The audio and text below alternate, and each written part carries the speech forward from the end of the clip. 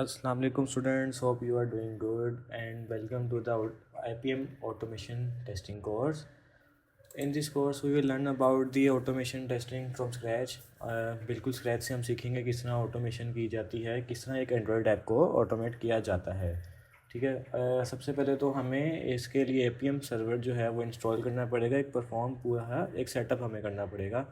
जब तक हम सेटअप नहीं करेंगे तब तक जो है हम एपीएम को आगे ऑटोमेशन में यूज़ नहीं कर सकते। ठीक है। बाकी इस कोर्स की जो आउटलाइन है, सबसे पहले तो हमें एक इंस्टॉलेशन प्रोसेस चाहिए, सारा वो हम करेंगे। उसके बाद क्या कहते हैं, हम इसमें जो लैंग्वेज यूज़ करेंगे ना अपने इस कोर्स में, वो होगी जावा की कोर्स। ठीक है। जावा लैंग्वेज यूज़ करेंगे और क्या कहते हैं, और साथ में हम इक्लिप्स आईडी जो कि जावा के लिए बना हुआ है वो हम यूज़ करेंगे। अब इसमें हम इक्लिप्स क्यों यूज़ करेंगे, इक्लिप्स जो हम इसलिए यूज़ करेंगे, ये जो आईडीई है ना इक्लिप्स का, वो जो डिफ़ाइन किया जाता है वो सिर्फ जावा के लिए ही है। तो हमें इसमें अपने एडिशनल लाइब्रेरीज़ को ऐड नहीं करना पड़ेगा। हमें जा के कि हम जावा करें फिर हम कुछ और लाइब्रेरीज जो है वो ऐड करें। ओवरऑल सब कुछ होगा वो आपको इस इक्लिप्स में ऑलरेडी बिल्ट इन इंस्टॉल मिल जाएगा। सो हमें इतना टाइम वेस्ट नहीं करना पड़ेगा कि हम जाके देखें कि जौन सी लाइब्रेरीज़ वो सपोर्ट कर रहा है, उस लिहाज से हम उसको आगे अपने एपीएम टेस्टिंग में यूज़ करें। ठीक है। फर्दर ऑन जो है हम इसके अंदर अपने जो भी ऑटोमेशन की जो भी हम कोडिंग करेंगे उसके अंदर जो है हम अपनी टेस्ट एंड रिपोर्ट्स वगैरह भी बनाएंगे, अपनी टेस्ट एंड रिपोर्ट्स भी ऐड करेंगे।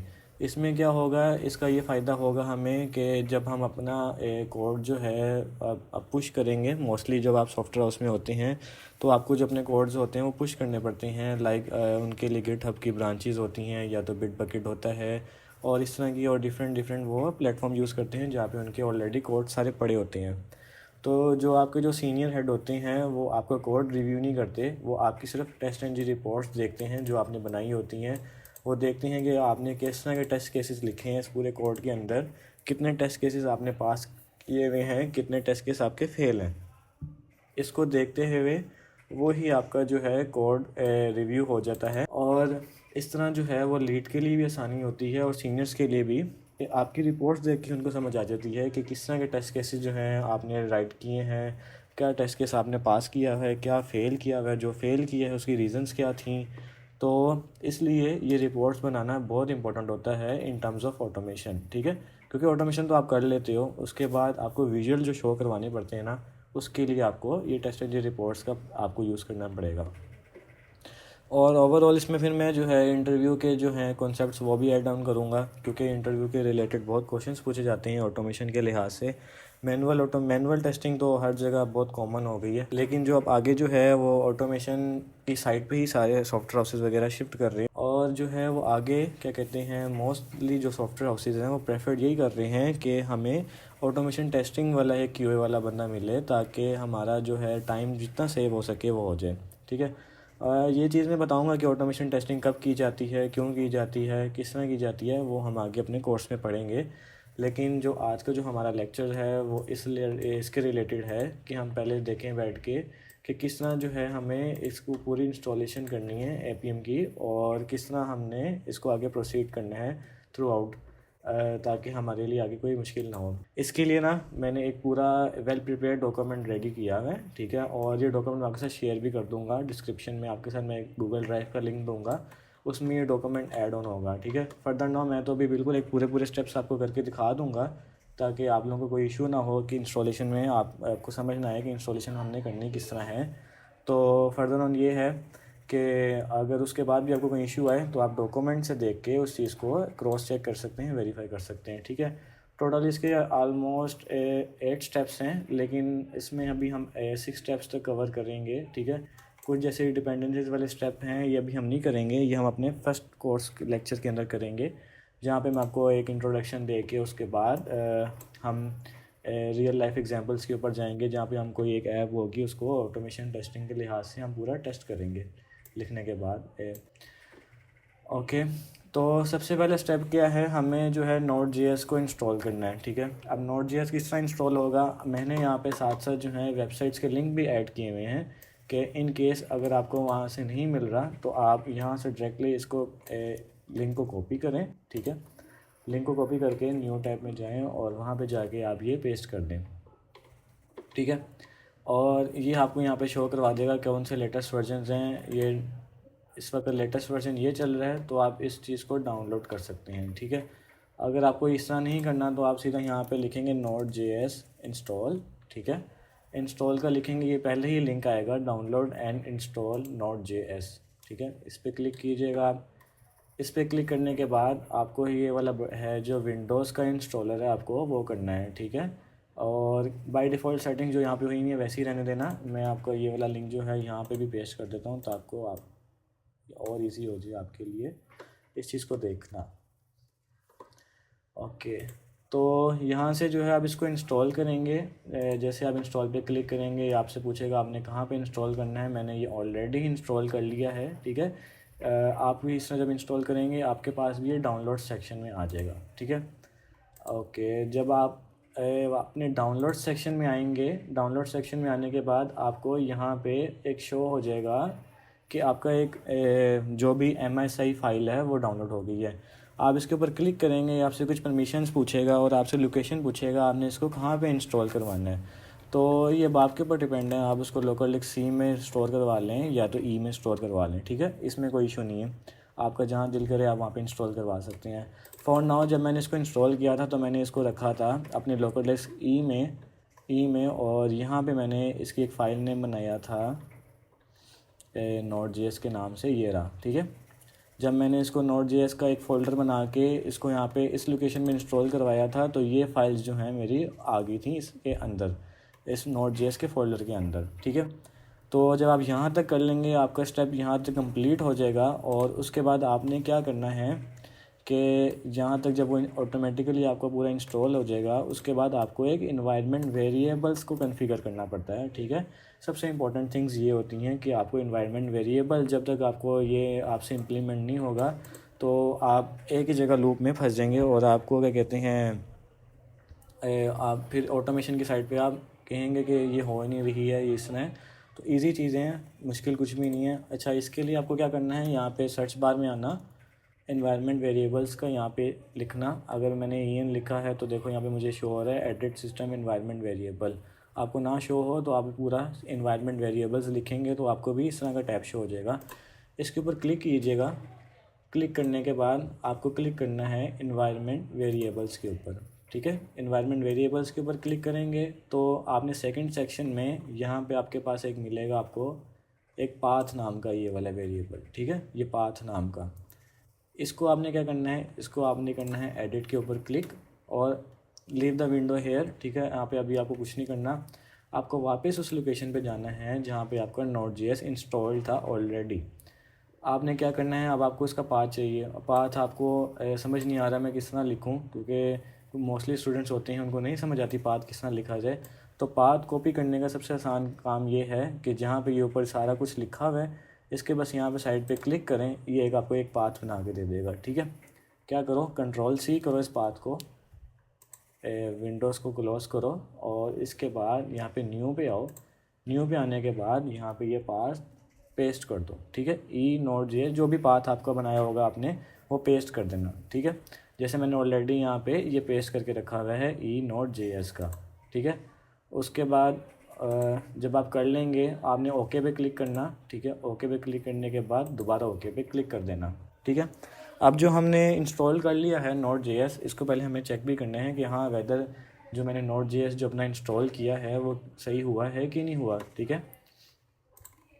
इसके लिए हमें क्या चेक करना पड़ेगा, पहले हम CMD में जाएंगे अपने कमांड प्रॉम्प्ट में ऊपर, ठीक है। और इसको राइट क्लिक करके ये सेकंड वाला इसको हम रन एज एडमिनिस्ट्रेटर कर देंगे, ठीक है।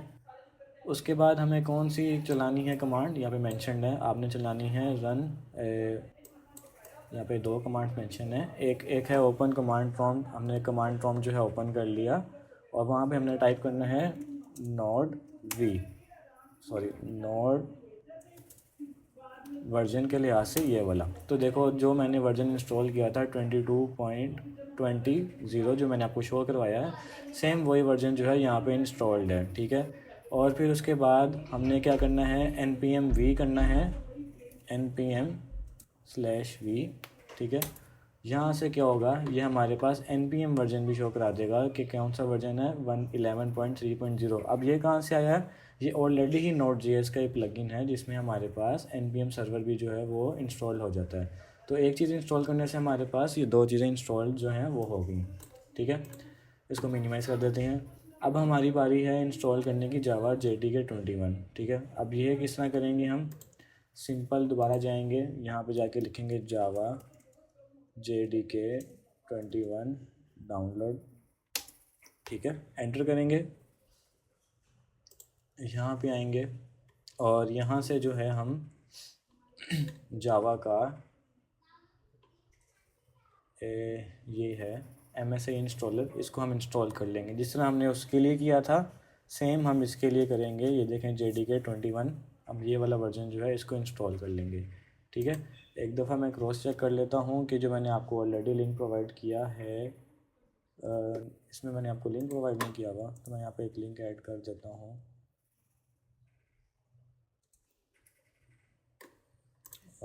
ये वाला, ठीक है, लिंक मैंने ऐड कर दिया यहाँ पे। और सेम जब आप इसको भी इंस्टॉल करेंगे, ये सेम आपकी तरह डाउनलोड्स के ऊपर रिफ्लेक्ट होगा। ठीक है, डाउनलोड्स में आके आपके पास वो चीज़ रिफ्लेक्ट हो जाएगी और आप उसको अगेन जब उसको इंस्टॉल करेंगे आपसे फ़ाइल लोकेशन पूछेगा। फ़ाइल लोकेशन जब वो आपसे पूछे तो आपने उसको जहाँ पे भी स्टोर करवाना आप उसको स्टोर करवा लें। स्टोर करवाने के बाद आपको अगेन इसको सिस्टम वेरिएबल्स में जाके कॉन्फ़िगर करना पड़ेगा। वो आप किस तरह करेंगे? ठीक है, अभी लेट सपोज पहले मेरे पास ऑलरेडी तो इंस्टॉल्ड है ना, तो मैं ज़रा जाके मेरे पास जो है यहाँ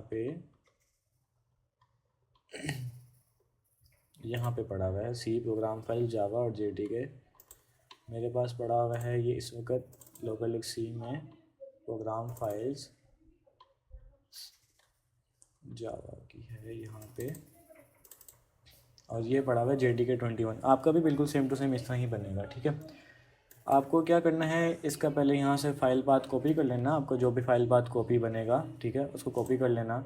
यहाँ पे न्यू पे आना, न्यू पे आने के बाद आपको मेक श्योर करना है कि आप यहाँ पे java/home, ये लाजमी इस तरह लिखना है, सॉरी इस तरह नहीं, ऑल कैपिटल जावा होम, ये आपको इस तरह लिखना है। वेरिएबल का name as it is copy paste. ठीक है, इसमें आपने कोई स्मॉल लेटर ऐड नहीं करने, हमेशा आपको कैपिटल लेटर्स ही ऐड करने हैं।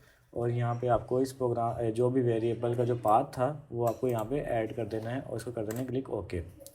ओके करेंगे तो क्या होगा, आपका एक जावा का जो पाथ है वो डिक्लेयर हो जाएगा। जब आप यहाँ पे जावा का होम जो है ये ऐड कर लें, उसके बाद आपने क्या करना है, यहाँ पे मेंशन्ड है कि आपको एडिट पाथ में जाना है दोबारा, मतलब पाथ साइट पे जाना है और वहाँ पे ऐड करना है क्या, java %home%bin। ये चीज़ जो है आपको वहाँ पे ऐड करनी है। तो किस तरह ऐड करोगे आप? सेम पहले तो आपने क्या करना है, जावा होम बना के आपने ये ऐड कर दिया। उसके बाद आपको क्या करना है, आपने पाथ वाला जो है ये वाला ओपन करने के बाद आपने न्यू पे जाना है और यहाँ पे जाके ये कमांड, सॉरी ये वाली नहीं है, मैंने भी कॉपी नहीं की, कॉपी की, न्यू पेस्ट, ये चीज़ जो है बिल्कुल एज इट इज़ आपको पेस्ट करनी है। ठीक है, जब आप ये पेस्ट करेंगे, जैसे मैंने यहाँ पे ऑलरेडी रखी हुई है ये वाली java %home%bin वाली, आप लिब वाली भी साथ कर सकते हैं, दोनों आप कर लें तो बेहतर है, लेकिन अगर आप एक भी करेंगे तो उससे भी काम चल जाएगा। ठीक है, ओके पे क्लिक करेंगे, ओके पे क्लिक करेंगे। ठीक है, इस टर्मिनल को भी ऐसे ओपन ही रहने दें। अब हमें क्या है, इसको चेक करना है कि वेदर जो है हमारा जावा वर्जन जो है इंस्टॉल भी है कि नहीं हुआ। उसको चेक करने के लिए क्या कमांड्स हैं, एक जावा वर्जन के नाम से java/वर्जन, ये हमें बता देगा कि जावा का जो वर्जन है 21.0, जो मैंने 21 ही डाउनलोड किया है वही यहाँ पे मेरे पास जो है वो डाउनलोडेड है। अब मुझे क्या चेक करना है कि जो मेरा एक और कमांड है, आप जिससे भी चेक कर सकते हैं, जावा सी वर्जन। ठीक है, तो ये भी आपको बता देगा कि जावा का जो भी आपका SDK है वो 21.0 इंस्टॉल्ड है। तो यहाँ तक जो है हमारे दो प्रोसेस जो है वो कंप्लीट हो गए। एक तो हमने Node.js भी इंस्टॉल कर लिया, एक हमने जावा JDK भी इंस्टॉल कर लिया। अब इक्लिप्स आपको ये डाउनलोड करना है, इक्लिप्स। ठीक है, स्टेप 3 पे हमारे पास है इक्लिप्स डाउनलोड करना है। उसको आपको किस तरह करना पड़ेगा, वो आप इस तरह करेंगे कि आप अगेन गूगल पे जाएंगे, जाना पड़ेगा। आप यहाँ से मैंने आपको रेफरल लिंक दी है, आप यहाँ से भी जा सकते हैं। ठीक है, यहाँ से आप जब डायरेक्ट जाएंगे तो आपको वो उसी सेक्शन पे लेके जाएगा जहाँ पे आपको इक्लिप्स जो है वो जाके डाउनलोड करना है। ठीक है, तो आप यहाँ पे आ गए हैं। यहाँ से आके आपको क्या करना पड़ेगा, सीधा डायरेक्ट डाउनलोड पे क्लिक करें। विंडोज़ का जो है डाउनलोड है वो 64 बिट वाला, इसको आप डाउनलोड कर लीजिएगा। आप डाउनलोड करेंगे, ठीक है, आपसे वो कुछ इन्फॉर्मेशन पूछेगा, वो नेक्स्ट नेक्स्ट एंड इंस्टॉल वो करके आप इसको इंस्टॉल कर लीजिएगा अपने पास जावा को, इक्लिप्स IDE को। ठीक है, और उसके बाद क्या कहते हैं, इसमें हमें जो है वो रेफरेंस देने की ज़रूरत नहीं है कि सिस्टम वेरिएबल्स में जाके हमें वो चीज़ें जो है ऐड ऑन करनी है, इसमें वो हमें ज़रूरत नहीं है। अब उसके बाद हमें क्या करना है, ये स्टेप 4 जो है ये अभी आप रहने दें, ये आपको मैं फ़र्स्ट क्लास में सिखाऊंगा किस तरह आपको करना है। उसके बाद ये डिपेंडेंसीज भी नहीं अभी हमने करनी है। लिंक जो करवाना है JD का 21, ये भी मैं आपको बताऊंगा किस तरह करना है। अब हमारी बारी है इंस्टॉल करने की APM। ठीक है, इस सर्वर को किस तरह इंस्टॉल करना है, इसके लिए कमांड लिखी हुई है मैंने, npm install g apm। अब इस कमांड को कहाँ चलाना है आपने, यहाँ पे आपको आके इसके यहाँ पे टर्मिनल में जाना है, मतलब कमांड प्रॉम्प्ट आपने ओपन करना है, वहाँ पे जाके आपको ये पेस्ट कर देनी है। ठीक है, मेरे पास तो ऑलरेडी इंस्टॉल्ड है तो ये अगेन इंस्टॉलेशन नहीं करेगा, लेकिन जैसे ही ये पेस्ट करने के बाद आप हिट करेंगे एंटर बटन तो आपकी इंस्टॉलेशन शुरू हो जाएगी।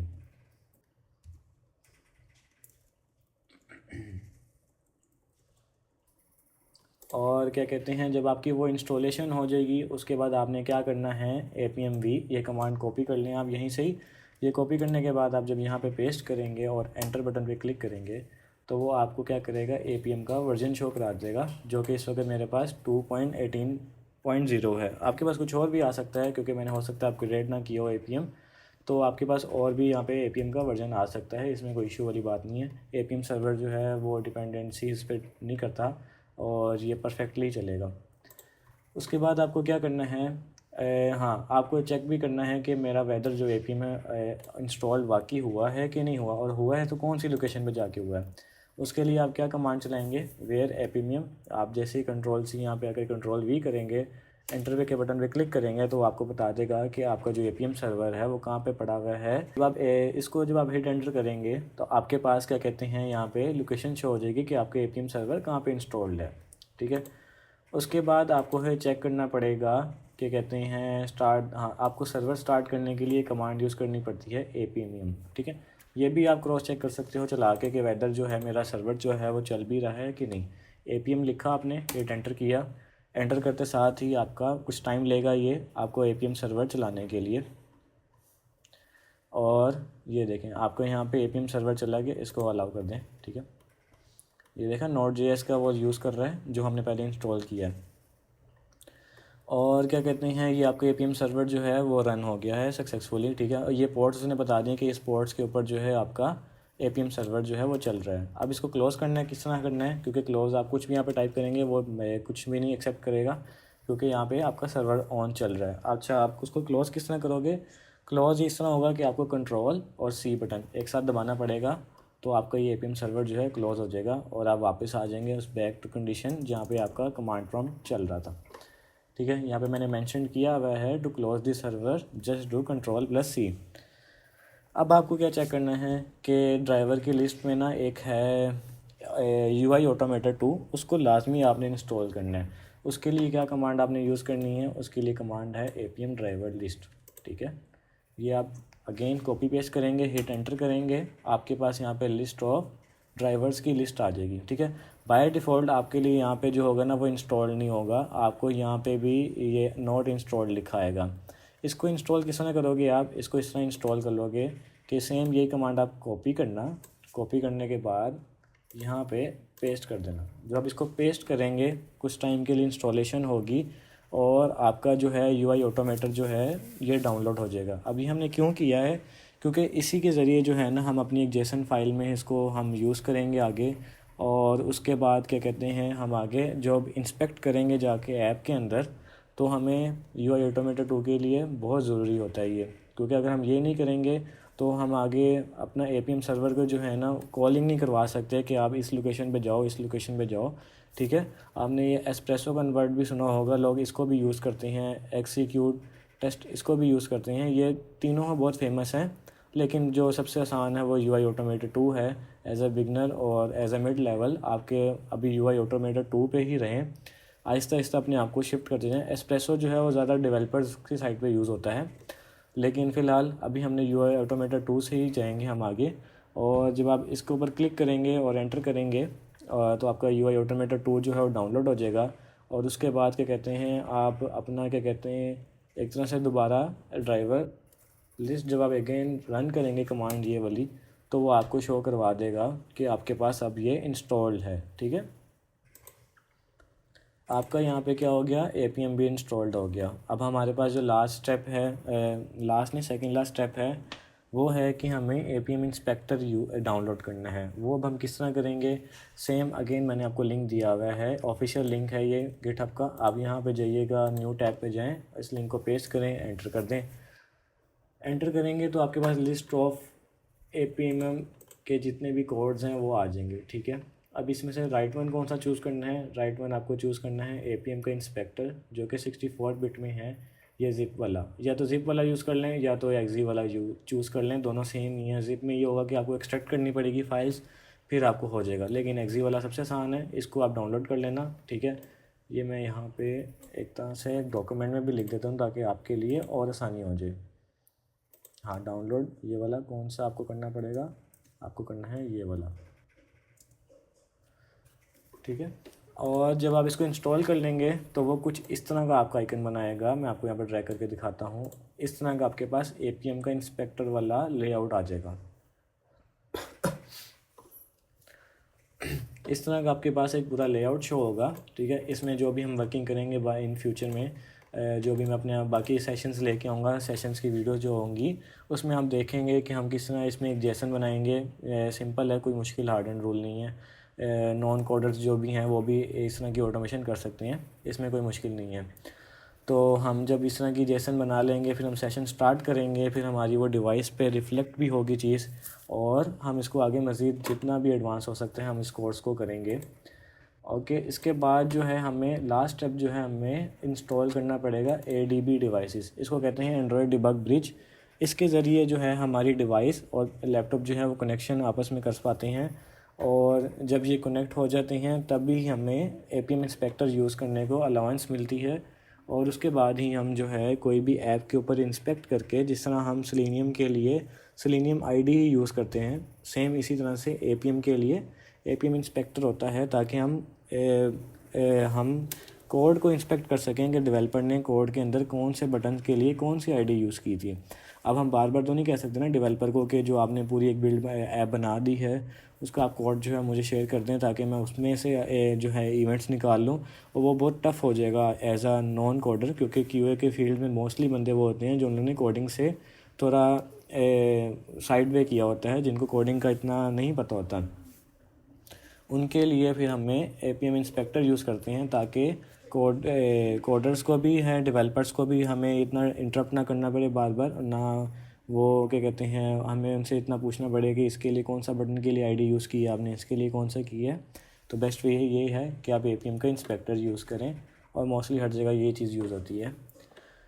और इसके बाद आपको ये इंस्टॉल करना है ADB। अब ये किस तरह इंस्टॉल करना है, आपको अगेन इस वाले लिंक मैंने ऑलरेडी लिंक मेंशन किए हुए हैं, सारे लिंक ऑलरेडी मेंशन है, आपने सिर्फ जाना है, कंट्रोल-C करना है, कंट्रोल-V करना है, और आपका क्या कहते हैं इंस्टॉलेशन प्रोसेस जो है वो आगे कंटिन्यू हो जाएगा। ये आपका जब आप लिंक को हिट एंटर करेंगे उसके बाद क्या कहते हैं आपके पास ये आ गया download SDK platform tool for window. इसके ऊपर क्लिक करेंगे, एक नया डायलॉग खुलेगा, इसको चेक मार्क कर दीजिएगा आई हैव एग्री वाला, और इसको download SDK platform tools for Windows कर लेना। जैसे ही डाउनलोड करेंगे, ठीक है, आपके पास इस तरह की एक ज़िप फाइल बन जाएगी। ठीक है, अब इस ज़िप फाइल का क्या करना है, आपके पास तो डाउनलोड्स पे ही रिफ्लेक्ट होगी ऑलरेडी। ठीक है, अगर आपका कहीं और चला जाता है ये ज़िप फाइल, आप उसको जाकर देख लीजिएगा कि कहाँ पे वो गई है, और वो देखेंगे किस तरह आप कि कहाँ पे गई हुई है। यहाँ पे आपके पास एक डाउनलोड्स का होता है, डाउनलोड्स में जाके ये लोकेशन पर पड़ा हुआ है पाथ, शो इन फोल्डर पे क्लिक करेंगे ना, आपको वो बता देगा कि आपकी ये जो करंट चीज़ है वो कहाँ पे जाके पड़ी हुई है। देखा, मैंने जैसे क्लिक किया उसने मुझे बता दिया कि डाउनलोड्स में जाके आपकी ये चीज़ यहाँ पे फॉल कर रही है। आप तो इस तरह आप जाके आप भी देख सकते हैं। अब मेरे पास ये पड़ी हुई थी डाउनलोड में, अगर मैं यहाँ पे इसको एक्सट्रैक्ट करता तो यहाँ पे ना फाइल्स काफ़ी ज़्यादा बन जाती थी और बहुत मेस्ड अप हो जाना था चीज़। मैंने क्या किया, इसको कंट्रोल सी किया। कंट्रोल सी करने के बाद मुझे जहाँ पे बनाना था, मैंने यहाँ पे एक फ़ोल्डर बनाया ADB के SDK का नाम का, ठीक है। एक नया फ़ोल्डर क्रिएट करने के बाद यहाँ पे मैंने क्या किया, यहाँ पे मैं गया और यहाँ पे जाके मैंने इसको पहले आपने पेस्ट करना है। पेस्ट करने के बाद राइट क्लिक कीजिएगा। राइट क्लिक करने के बाद आपने करना है एक्सट्रैक्ट फाइल्स, ठीक है। एक्सट्रैक्ट फाइल्स करेंगे या एक्सट्रैक्ट हेयर कर देंगे, बात एक ही है। एक्सट्रैक्ट हेयर किया मैंने, ये एक मेरा बन गया, एक फ़ोल्डर बन गया। तो आपके पास जो है यहाँ पे एक नया फ़ोल्डर बन जाएगा प्लेटफॉर्म टूल्स के नाम से। अब आपने क्या करना है, इस पाथ को भी आपने वहाँ पे सिस्टम वेरिएबल्स में आपको ऐड ऑन करना पड़ेगा। वो किस तरह करोगे, प्लेटफॉर्म्स टूल्स का आपको फ़ोल्डर ओपन करना पड़ेगा। ओपन करने के बाद अगेन ये पूरा पाथ जो है कंट्रोल सी करेंगे आप, ठीक है। पाथ कॉपी करने के बाद आपको से एनवायरनमेंट वेरिएबल्स में आना है। यहाँ से आके आपको अगेन पाथ वाला जो है इसको ओपन करना है। डबल क्लिक करके ओपन करेंगे, आपके पास लिस्ट ऑफ सारे जो भी पाथ हैं वो शो हो रहे हैं। न्यू बटन पे क्लिक करना और यहाँ पे जो अपना पाथ होगा वो ऐड कर देना, ठीक है। सेम ये पाथ जो है मैंने यहाँ पे कहीं पे ऐड किया होगा, ये पड़ा हुआ है ये वाला पाथ, ठीक है। इसको मैं अभी डिलीट कर देता हूँ ताकि डुप्लीकेशन ना हो। और ये पाथ पड़ा है मेरा, जो मैंने अभी आपके सामने वहाँ से कॉपी करके यहाँ पे पेस्ट किया है। क्लिक ओके करें और यहाँ से आप इस विंडो को क्लोज़ कर दें। अब इसका कोई आगे हमारे पास वर्किंग नहीं है। अच्छा, अब हमने वो भी इंस्टॉल कर लिया है और हमने इसको एक एंट्री में भी ऐड कर दिया है। वेरिफिकेशन करने के लिए हमें क्या पढ़ना पड़ेगा, ADB वर्जन चलाना पड़ेगा, ठीक है। यहाँ पे हमारे ADB वर्जन लिखा, एंटर किया, हमें इसने बता दिया कि जो आपका जो वर्जन है वो इंस्टॉल हुआ हुआ है। कहाँ पे इंस्टॉल हुआ हुआ है, ई ड्राइव के अंदर ADB SDK फ़ोल्डर जो मैंने बनाया था प्लेटफॉर्म टूल्स के अंदर, आपने वो उसमें आप गए थे, उसके अंदर ये पड़ा हुआ है ADB exe। इसका मतलब ये सक्सेसफुली इंस्टॉल्ड है हमारे पास ADB भी, ठीक है। अब आपको क्या करना है, इस डॉक्यूमेंट को एक फ़ॉलो करना है। फ़ॉलो करते हुए आपको सारी रिक्वायरमेंट जो है ऑलरेडी सब कुछ मेंशन है यहाँ पे। आपने क्या कहते हैं, इस डॉक्यूमेंट को गो थ्रू करना है, सारी चीज़ें इंस्टॉल करनी है ताकि जब लेक्चर 1 हो हम उसमें इक्लिप्स के अंदर जो है जाके हम अपना जावा प्रोजेक्ट जो है वो बना सकें। अच्छा, जब आप इक्लिप्स डाउनलोड करेंगे, इक्लिप्स डाउनलोड करने के बाद आपके पास एक इंटरफेस आएगा। वहाँ पे आपको ना वो कहेगा कि आपने वर्क स्पेस जो है वो उसको डाउनलोड करना है। तो वहाँ पे एक जावा का वर्क स्पेस होगा, आप उसको डाउनलोड कर लेना। IDE लॉन्चर जो है आप डाउनलोड लॉन्च करना चाहते हैं तो आप लॉन्च पे क्लिक कर देना। जैसे ही आप लॉन्च पे क्लिक करेंगे आपका जो इक्लिप्स होगा वो यहाँ पे ओपन हो जाएगा।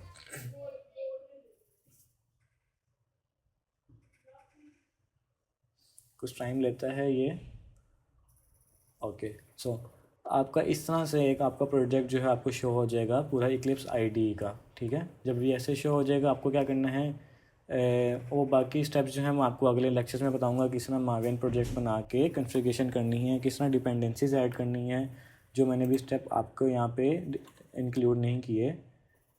कौन से वाले वो थे हमारे पास, ये डिपेंडेंसीज वाले, ठीक है। इसको मैं आपको एक वेल डिफाइंड डॉक्यूमेंट एक और बनाऊंगा, उसके अंदर मैं सारी चीज़ें ऐड भी कर दूंगा। लेकिन अभी मैंने इसलिए यहाँ पे ऐड कर दी थी कि इन फ्यूचर जो है अगर कोई स्टूडेंट यहाँ से डॉक्यूमेंट चला रहा है तो उसको ये चीज़ें अगर नहीं समझ आ रही वो यहाँ से भी आके देख सकता है। बहरहाल ये डॉक्यूमेंट का जो लिंक है मैं आपके साथ शेयर कर दूँगा डिस्क्रिप्शन में। आप ड्राइव का लिंक होगा उसके ऊपर क्लिक कीजिएगा, गूगल ड्राइव पे आ जाएंगे आप। ड्राइव पे जाने के बाद ये आप क्या कहते हैं अपना डाउनलोड कर सकते हैं डॉक्यूमेंट, और इंस्टॉलेशन प्रोसेस आप कर लें। अगर आपको कहीं पे भी इशू आए आप मेरे से कमेंट में पूछ सकते हैं, या डिस्क्रिप्शन में मैं अपना नंबर जो है वो भी वहाँ पे ऐड ऑन कर दूँगा। आप डायरेक्टली जो है मेरे साथ व्हाट्सएप के ऊपर कांटेक्ट कर सकते हैं ताकि आपको और इजी वे समझ आ जाए कि किस तरह जो है इसकी लिंकेज जो है हमने करनी है।